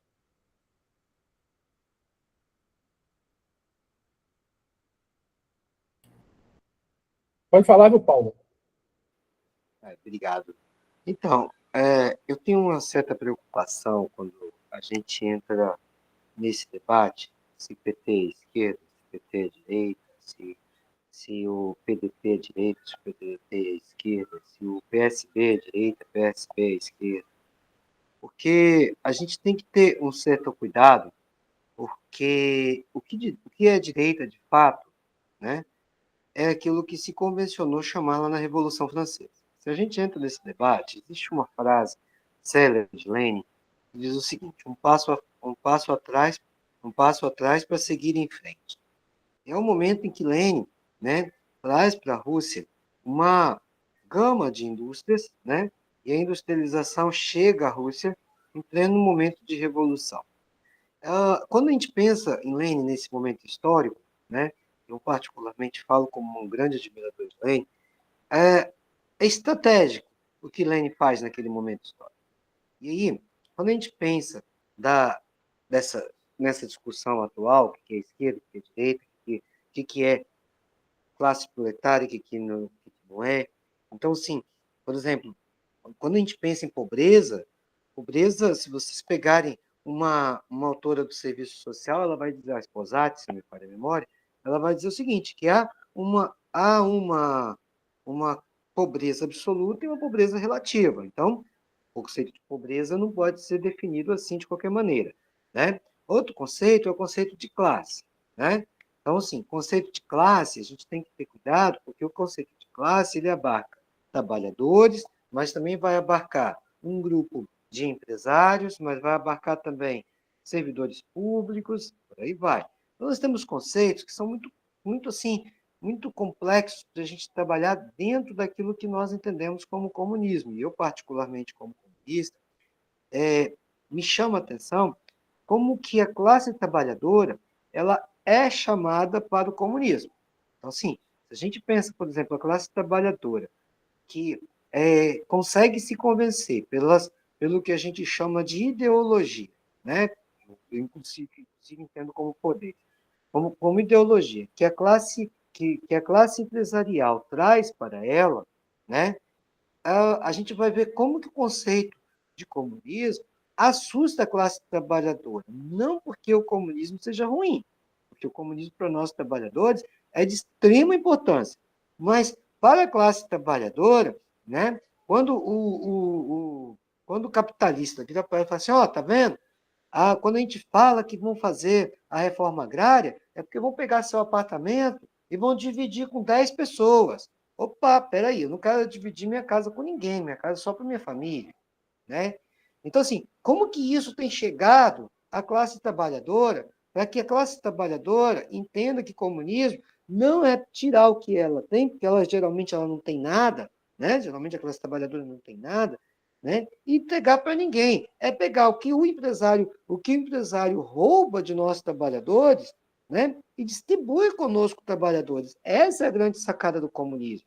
E quando o trabalhador entende isso, ele começa a aceitar o comunismo. O problema é que, quando nós comunistas chegamos aos trabalhadores, eu indiquei isso quando eu fiz a minha dissertação de mestrado, né? Quando os trabalhadores chegam a conhecer isso, né? O capitalismo já avançou tanto que o cara, peraí, porque a tecnologia, de certa forma, gente, ela é apaixonante. Então, quando o cara começa a entender que o celular dá para ele entrar na internet, viajar no Google, fazer isso, fazer aquilo, etc, etc, e começa a pensar, peraí, mas essa tecnologia o comunista não vai usar?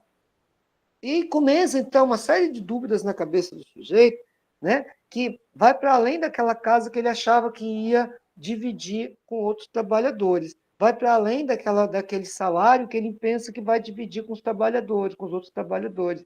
Então, essas questões, gente, a gente tem que pensar no seguinte. Primeiro, o que é a esquerda? A esquerda é tudo aquilo que a direita ataca e a direita não quer. Quem é a direita? A direita é a representação do empresariado. Ponto.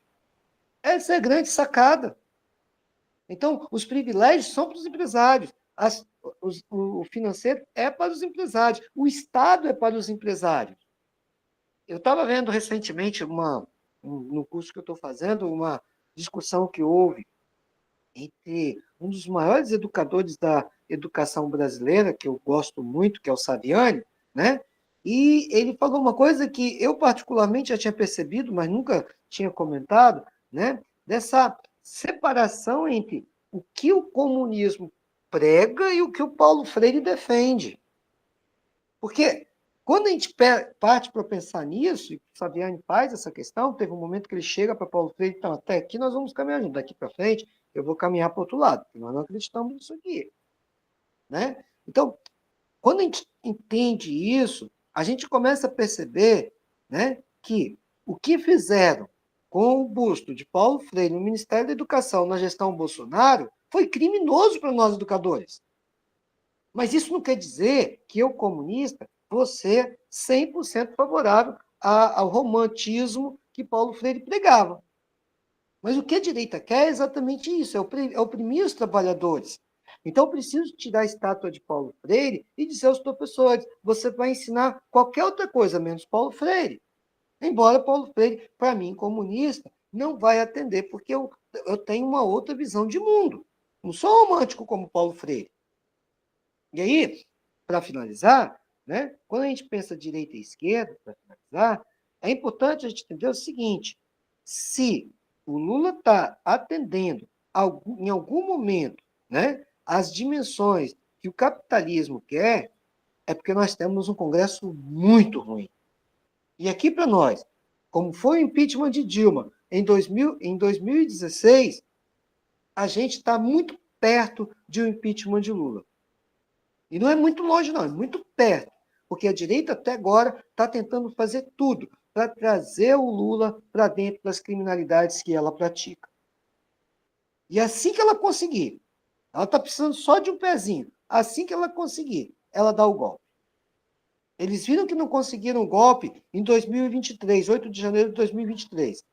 Né? Então, aquele golpe que eles tentaram, que foi altamente assim, ingênuo. Ingênuo por quê? Eles tentaram buscar as classes mais ingênuas possíveis para destruir tudo que o povo construiu democraticamente.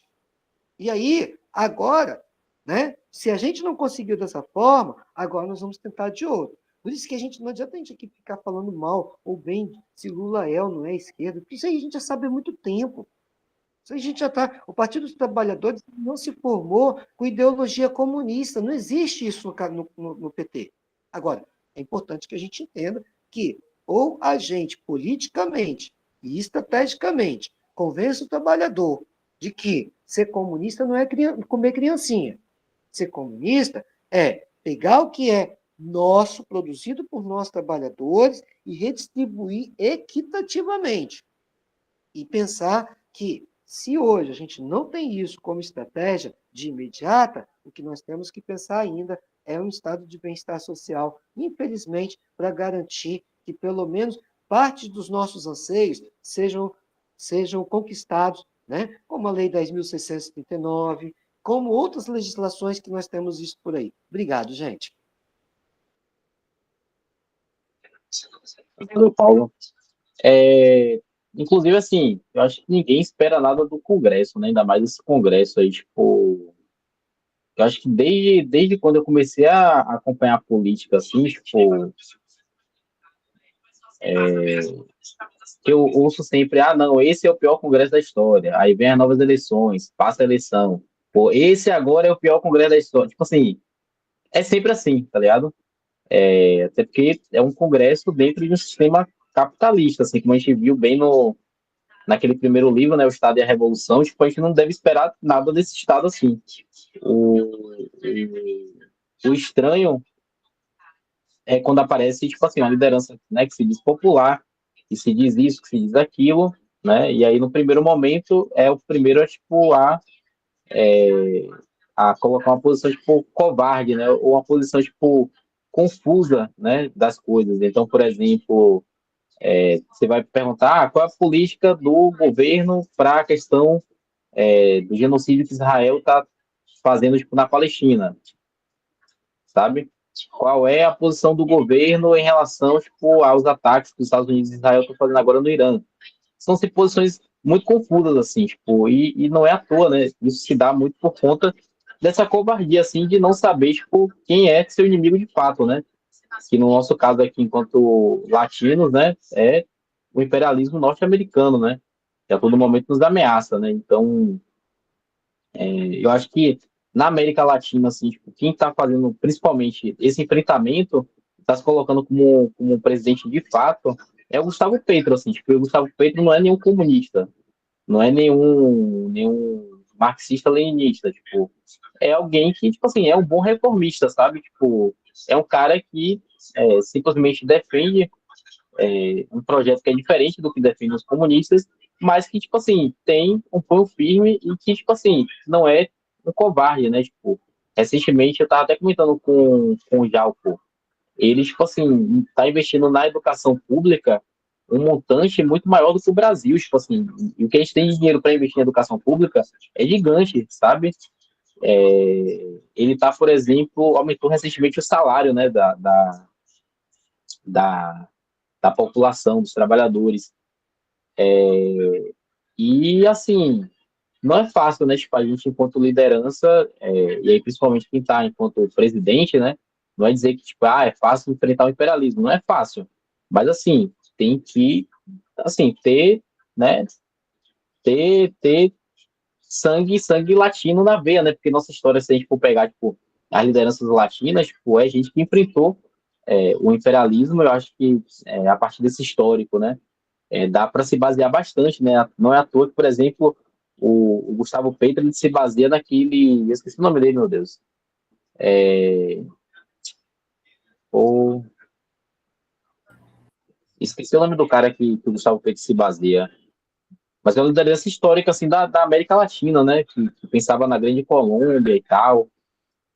Bolívia, não. Depois, se eu lembrar, Bolívar, Simão Bolívar. Bolívar. Simão Bolívar.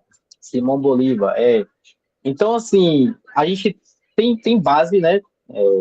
Que, tipo assim, dá pra gente uma segurança de que, ó, dá pra enfrentar assim, o imperialismo. E detalhe, né, que o Gustavo Petro, ele governa o país com minoria no Congresso, uma minoria ainda menor do que a que o Lula tem, né? Então, é uma falta de interesse, assim, de gana, de vontade, de coragem mesmo, de enfrentar, tipo, o imperialismo norte-americano, né? Mas é isso, assim, tipo, eu pelo menos há muito tempo que eu não espero nada do PT, né? Há muito tempo que eu não espero nada do Lula, então, tipo assim, é só apontando as contradições que o próprio partido se coloca, né? Porque foi eleito a partir de um programa eleitoral, né? Que disse que ia fazer isso, ia fazer aquilo. Aí, quando é agora, tipo assim, a reforma do ensino médio está aí, vigente até hoje. A reforma trabalhista, idem. Terceirização a rodo, né? Para cima e para baixo. Enfim, e aí, né, são várias limitações, né? Mas o que eu queria trazer era também, né? Queria trazer também era um gráfico aqui que está um pouco desatualizado, mas que dá para a gente visualizar assim, um pouco do tamanho do problema, né? Que a Bruna trouxe aí para a gente. Não é possível compartilhar sua tela, algo deu errado ao compartilhar a tela, tente de novo. Cadê, meu Deus?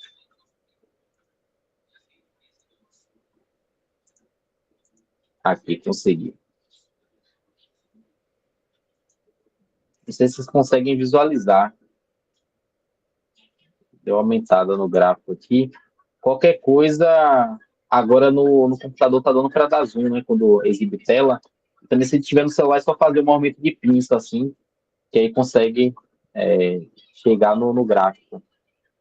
Mas assim, onde tem amarelo aqui, é basicamente onde os Estados Unidos, por exemplo, está dando assistência, treinamento militar, né? Contra terrorismo, né? Ou dando treinamento de segurança, né? Isso se dá aqui também, tipo, não somente na África, na Ásia e na Oceania, mas também na América Latina, né? Esses treinamentos. Inclusive, a nossa Polícia Militar, tipo, tem feito vários treinamentos com, com a Polícia dos Estados Unidos, né? Com o Exército dos Estados Unidos. E aí você tem, por exemplo, os exercícios militares, né? Que são esses verdes aqui. Tem os combates diretos, né? Nesses países aqui que tá em amarelo. E você tem, tipo assim, ataques diretos, né? De jato, de drone, nesses pontos vermelhos, né? E aqui é um gráfico de 2018 a 2020. De lá para cá, né? Nesses 6 anos, isso aqui está muito tipo, pior, né? Do que está isso aqui, né? Não somente nessas regiões, mas em outras regiões do mundo, né? A interferência do imperialismo norte-americano, né?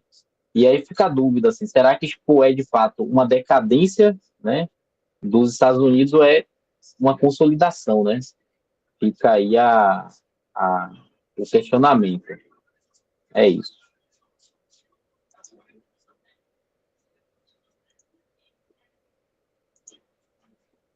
Vai lá, Jal.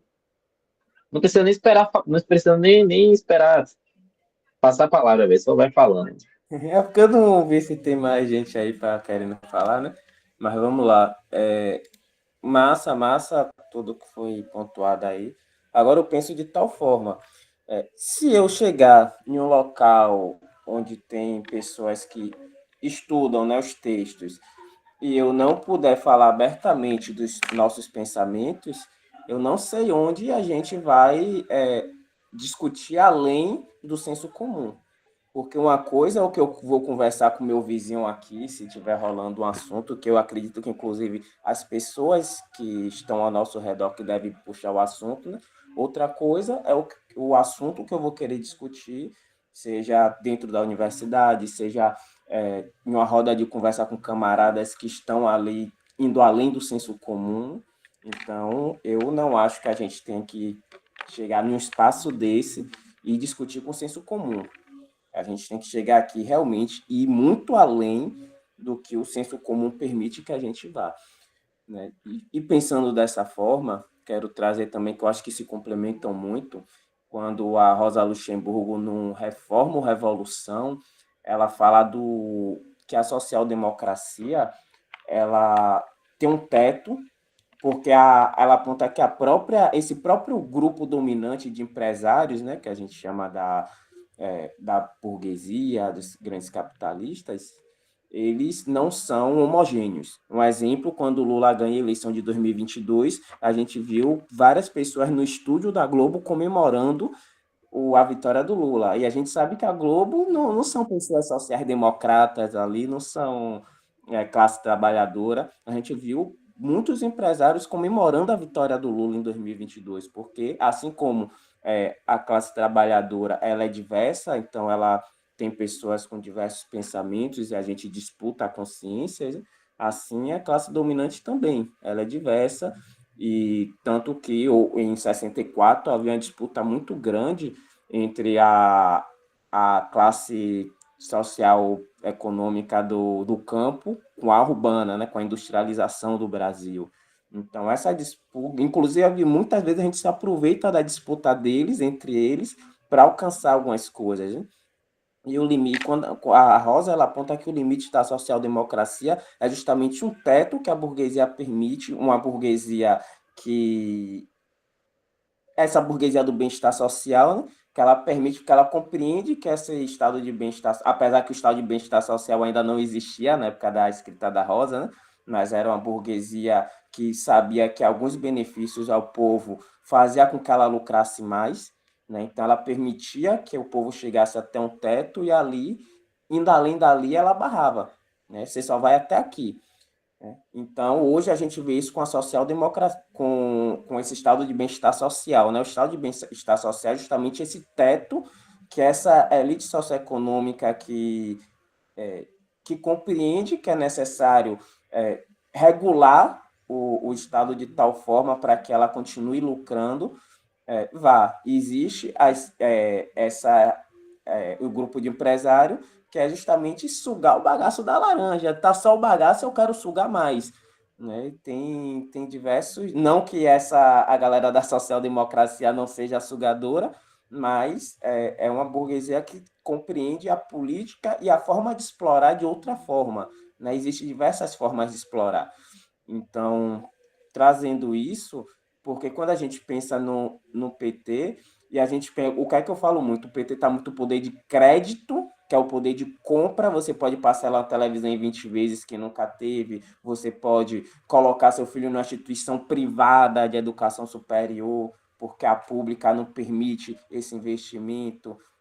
Então, você vê que continua o povo sendo explorado, porém com essa ilusão, e aí a Rosa Luxemburgo também fala que alguns benefícios da social-democracia é para apacentar o povo, para acalmar, e outros teóricos também falam isso, porque um povo que é só explorado o tempo todo, ele vai se rebelar em algum momento. Então, se você dá uma ilusão de que ele não está sendo explorado, que ele pode mudar aquela realidade, você mantém ele calmo.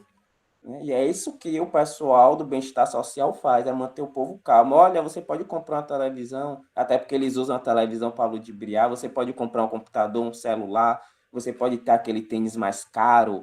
Né? Então, essa compreensão que você faz, e a escala 6 por 1, né, que o colega botou aí bem, é muito importante, a gente tem que lutar por isso, mas a social-democracia também pauta isso alguns, porque muitas pessoas, aquele tempo de descanso vai estar sendo alienado pelo celular, pelo computador, vai estar sendo alienado pela ideologia do grupo dominante mesmo. Então, a gente tem que entender que existe burguesias e burguesias, como existe classe trabalhadora diversa. Né? Mas entrando no texto, né, para a gente não fugir muito, não entrar nessa discussão, a própria ideia de a gente, o Iolene aponta isso, né, com o esquerdismo, porque se você tem uma esquerda, e vamos supor que a esquerda é tudo que é anti a ideia empresarial. Então, se é anti a ideia empresarial, privatizar fluxo de rio, na minha compreensão, é a favor do empresário. Não é popular, isso vai mais para a direita. Né? A privatização de tudo, como o Fernando apontou bem. Terceirização, que é uma privatização disfarçada. Né? Parceria público-privada, que vem sendo feito muitos, as PPPs, privatização disfarçada. Então, tudo isso é a favor do empresário ou do povo trabalhador? Hoje a gente vê cada vez mais o funcionalismo público sendo diminuído. O funcionalismo público das grandes elites, ele se mantém, mas o funcionalismo público popular, que era o sonho de todo pobre, era ser funcionário público, porque pelo menos ele tinha um trabalho seguro, não está se abrindo mais concurso. E aí se abre só vagas terceirizadas, né? Vagas para você ocupar terceirizado ou como é que é o nome mesmo quando você é reda, né? Ou terceirizado reda. Né? Então, só se abre vagas assim. Quando você traz esse pensamento, você está mantendo um domínio. ali. E a gente pensando na ideia do global, né? Aí a gente já pensando nessa dominação que o Fernando trouxe bem no gráfico ali, ele funciona também dessa forma. O que é que os Estados Unidos faz? O democrata é o policial bom, os republicanos o policial mau. Mas no período, né, de que a gente vê o pessoal elogiando tanto o Obama, a gente percebe também todas essas agressões, só que com outra forma de publicação, com a outra relação midiática, com a outra nomenclatura nas palavras. Então a gente percebe que continua é, essa ilusão, né? Essa ilusão. E eu acredito que é isso que o Lênin, quando ele traz a crítica ao esquerdismo, ele está fazendo a crítica, além duas críticas que ele faz. Uma esquerda que é burguesa, sim, que defende o ideal burguês, e outra coisa é uma esquerda que acha que vai mudar tudo sem perceber a realidade material e sem estratégia. Eu acho que o Lênin é muito assertivo quando ele tenta apontar que você precisa ser radical, mas sendo estrategista. A radicalidade com consciência do que você está fazendo e não também levar o povo para o massacre certo. Mas é você saber fazer o equilíbrio das coisas. É isso, finaliza.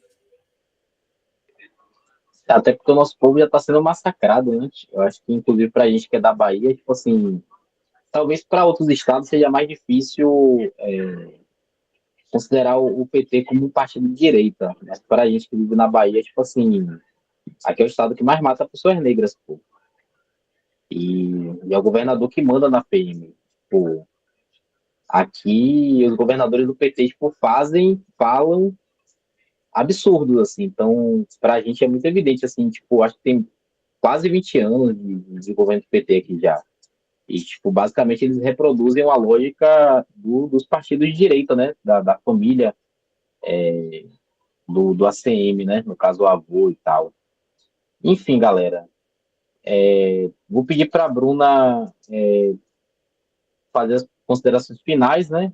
E aí a gente encerra também, porque a gente já vai estar quase com 2 horas de encontro. Mas caso alguém queira falar alguma coisa ainda antes, eu acho que dá tempo, tipo, de umas 2 falas, pode levantar a mão antes da Bruna falar, e aí a Bruna faz as considerações finais. Alguém vai querer fazer algum comentário, tirar alguma dúvida ainda? Pronto, vai Paulo. Alguém mais? Eu só quero Pronto. fazer Então, Paulo fala e depois Bruna, considerações finais, tá bem? só quero fazer esse adendo, né? Infelizmente, se a gente, na Revolução Francesa, né, quando a esquerda tomou o poder, ou melhor, foi eleito, né, a gente viu uma série de coisas que foram feitas que levaram até a morte do próprio. Fugiu o nome dele agora. O fato é que hoje nós temos que ter muita atenção, porque a direita está espreita, né? A direita está espreita. O que mais querem hoje é a briga, né? A briga entre a esquerda para que eles possam tomar o poder. Então, sim, ou a gente inverte essa ordem, opa, não vamos fazer essa briga, mas vamos chamar os negros, né? Nós pretos vamos para dentro das discussões para falar sobre as evoluções que podemos fazer, os gays vão sentar, as mulheres vão sentar. Então, assim, quando a gente começa a fazer esse trabalho, né, a gente começa a entender, a gente começa a perceber que a discussão não é, né, necessariamente direita e esquerda. A discussão é nós, trabalhadores, tomando poder. E aí sim, quando nós pretos, as mulheres, os gays, e tanto os deficientes, as crianças, os adolescentes, a juventude, etc., em tomar essa forma, né, proletariada, aí sim, aí nós começamos a nos organizar, a esquerda passa a ser o trabalhador no poder de fato, né? E aí sim, aí a direita já não tem mais poder. Aí a burguesia vai ter que pegar e dividir o que tem conosco, o que nós produzimos, o que demos a eles de lucro, vai ser redistribuído para nós. Do contrário, nós vamos continuar nessa queda de braço e a direita vai continuar dizendo, tá vendo, ó, olha lá, ó, eles estão lá brigando, enquanto nós aqui, coitadinhos de nós, somos pobres coitados, né? Afinal de contas, a droga que foi achada lá no avião do pastor não era do pastor, né? E aí vai. É importante a gente pensar nessa relação, nessa dimensão de equidade. Né? Aí sim, depois que pensarmos nessa dimensão de equidade, quando nós pretos, quando as mulheres, quando os gays, quando as crianças, os adolescentes, a juventude, e os deficientes e tantos outros excluídos, né? Se entenderem enquanto proletariado, aí já era. Aí a gente consegue tomar o poder estrategicamente, como você bem falou, né, Fernando? Como você bem falou, estrategicamente seremos, então, aqueles que vamos, então, governar para nós, né, tendo que eles, né, distribuir o que produzem conosco, e não nós tendo que dar tudo que produzimos para eles e eles entregando para nós, né, o mínimo, né, daquilo que nós realmente temos direito. Obrigado.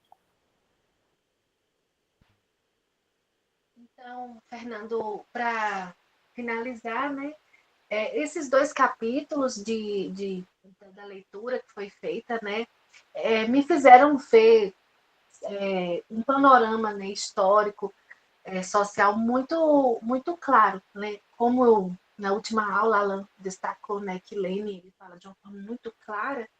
Eu acredito que a gente também precisa trazer isso também para as nossas falas, né? Porque como somos aqui muitos educadores, né, não sei os outros, mas eu acredito que como professor a gente tem muito esse papel fundamental de instigar os alunos, né, a perceberem esse lugar de proletariado, como Paulo disse.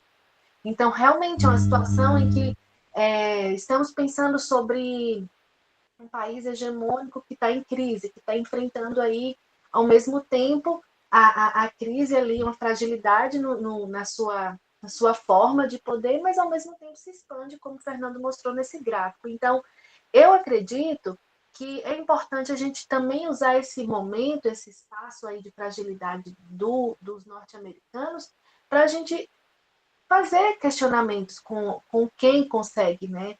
Com as pessoas. Porque quando a gente vê o público juvenil, por exemplo, é um público que já é visto, né, atualmente como uma geração muito conservadora.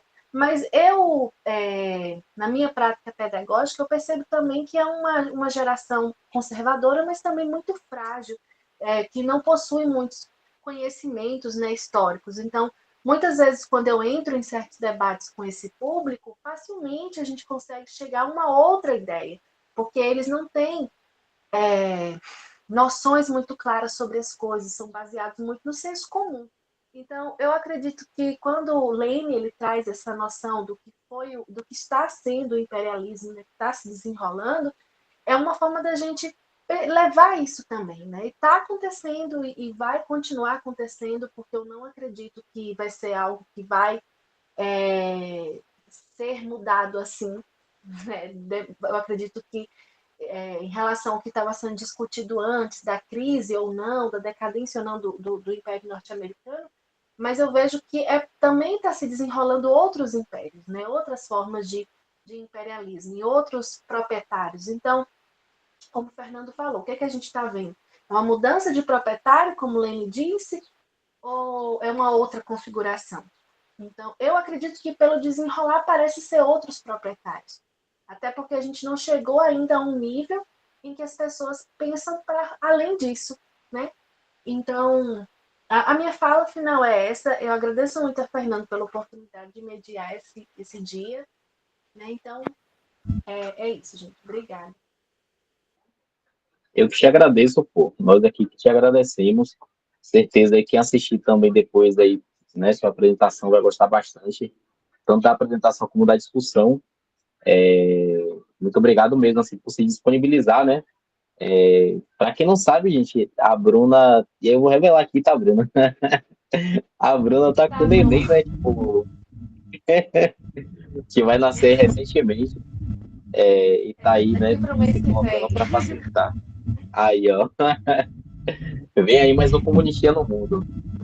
E aí agradeço demais, assim, pela dedicação, pelo esforço aí de facilitar esse espaço para a gente. O próximo encontro, galera, a gente vai fazer lá no dia 19 de abril, tá? Daqui a 1 mês e 4 dias, né? Vai ser no mesmo horário, 14 horas.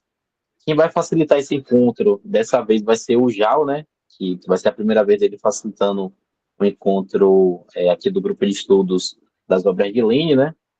E a gente vai utilizar os capítulos 8, 9 e 10, né? Esses 3 últimos capítulos aí, basicamente, eu acho que dá umas 34, 35 páginas, né? E aí a gente vai ter um mês aí para ir lendo aos pouquinhos, estudando, colocando, né, dúvidas que a gente vai poder trazer aí. E é isso. Agradeço demais a presença de vocês, agradeço aí quem está escutando, né? Lembrem sempre de entrar no nosso grupo, de interagir por lá, e sempre vai ficar alguma dúvida assim, né? Depois do encontro, né? Então, tem um grupo justamente para isso, para a gente conversar. Valeu, agradeço demais a presença novamente e tchau, tchau. Bom restinho de domingo.